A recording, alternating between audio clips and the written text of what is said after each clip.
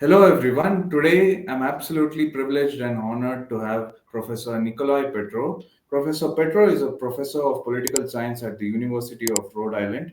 He is also a senior fellow at the Institute of Peace and Diplomacy. He has previously served as the US State Department Special Assistant for Policy on the Soviet Union under President George H.W. Bush. And he is also a prolific author whose latest book is The Tragedy of Ukraine: What Classical Greek Tragedy Can Teach Us About Conflict Resolution. So, Professor Petro, thank you so much for taking time out of your hectic schedule and welcome. Thank you for inviting me. So, my first question to you would be about how the liberal media in the West has suppressed reporting about Ukraine's far right problem. They tend to regularly label leaders like Viktor Orban, Jair Bolsonaro, Javier Milei as far right, and they somehow seem to have completely stopped reporting about the far right problem, the nationalist battalions in Ukraine after the war started. So, what is your assessment about this? I think you're right. I did a compilation of articles in major Western newspapers regarding the extreme nationalists or far right in Ukraine. And a few years ago, leading up to 2022, there had been, by my count, about 70 articles in major Western newspapers about this issue, taking off from the condemnation of the European Parliament in 2012 of the admission of the first major far right party to the Ukrainian Parliament. That was, as I said, in 2012. There was a condemnation and a call for no party to join a coalition or interact with the Svoboda party at that time, as it was called.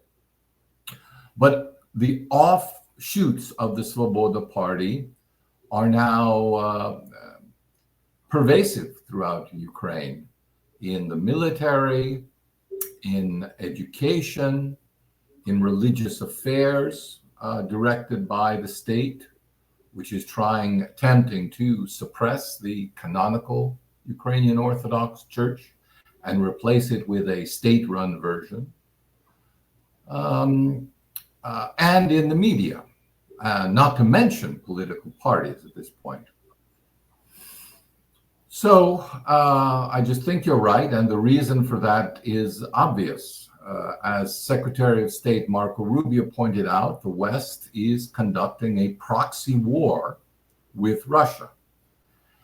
And the most reliable allies within Ukraine of that war are the far right. So they are, at least for the purposes of this adventure, the natural allies of Europe and the United States. So, how do you think Europe will successfully integrate Ukraine into the EU if the problem still persists after, let's say, the war ends? Well, they will turn a blind eye to the issue, as has been the case in other Eastern European countries where the far right has tended to be ignored if the far right seeks a balance in relations between Europe, Western Europe, I should say, and Russia. If the far right is anti-Russian, then they are simply welcomed. Their extremism is no longer seen as a problem. And their suppression of minority rights, as is the case in the Baltic states, which has been going on for decades now, the suppression of minority rights and second class, well, essentially, you can't even call it second class citizenship. It's non-citizenship. People who have lived there their entire life, who are Russian, who came from the Soviet Union, are simply categorized as non-citizens. So that those restrictions, which would be unacceptable in any liberal democracy, are simply swept under the rug in the case of Eastern Europe. And I assume that the same thing will happen in a post-war Ukraine if the issue is not dealt with during the peace negotiations. And that's why we see one of the central points that Russia makes with regard to the peace negotiations and the settlement of the conflict in Ukraine is denazification. Denazification is a term that was well understood in the West after World War II.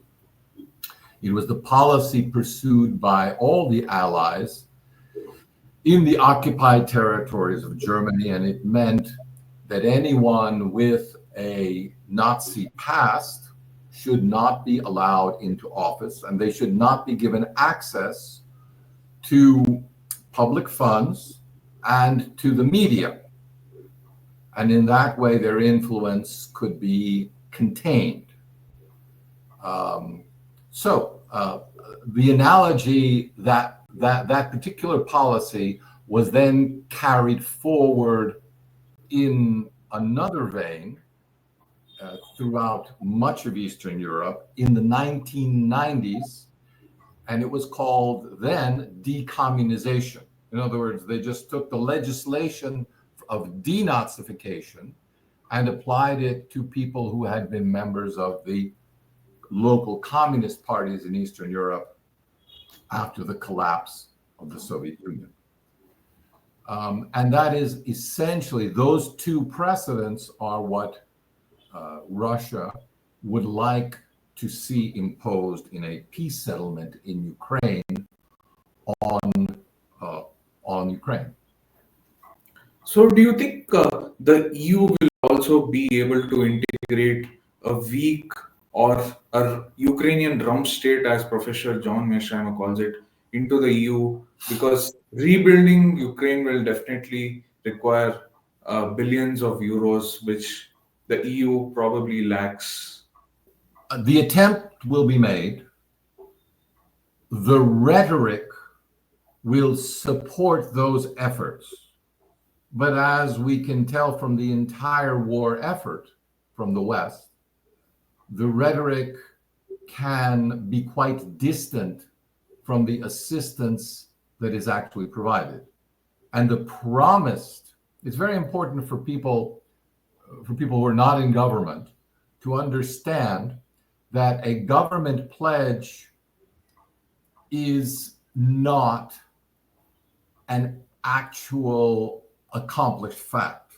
In other words, if the EU or the US government says, we will provide, I don't know, long-range missiles or $100 billion, the key thing to understand is that there is no indication of when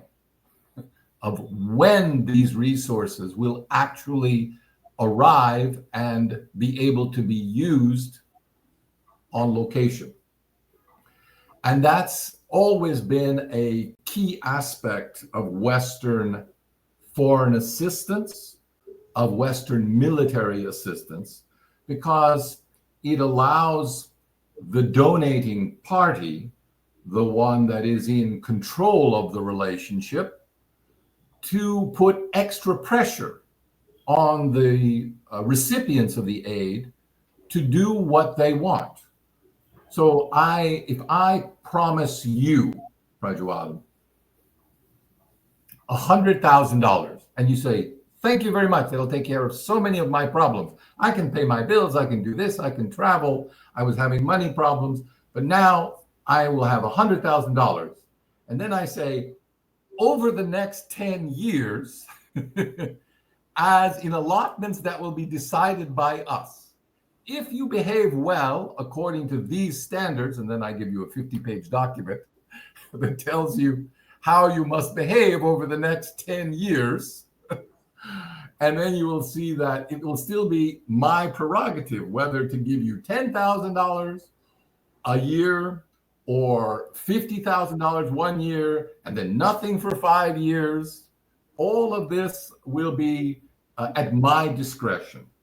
And that's why all these promises of assistance, past, present, and future, especially on the part of international financial organizations and governments, the EU governments and the United States as well, and Britain, are to be taken with a very large grain of salt.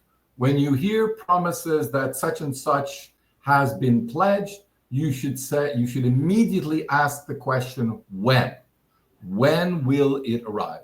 And to his credit, President Zelensky has pointed out numerous times, and some of this has appeared indeed in the Western press, that many of the promises made have not been kept. And he attributes, incorrectly, however, I think, the losses of the current dire state of the Ukrainian economy and its military to the failures of the West to provide even what he would consider the minimal assistance that they promised to provide on time.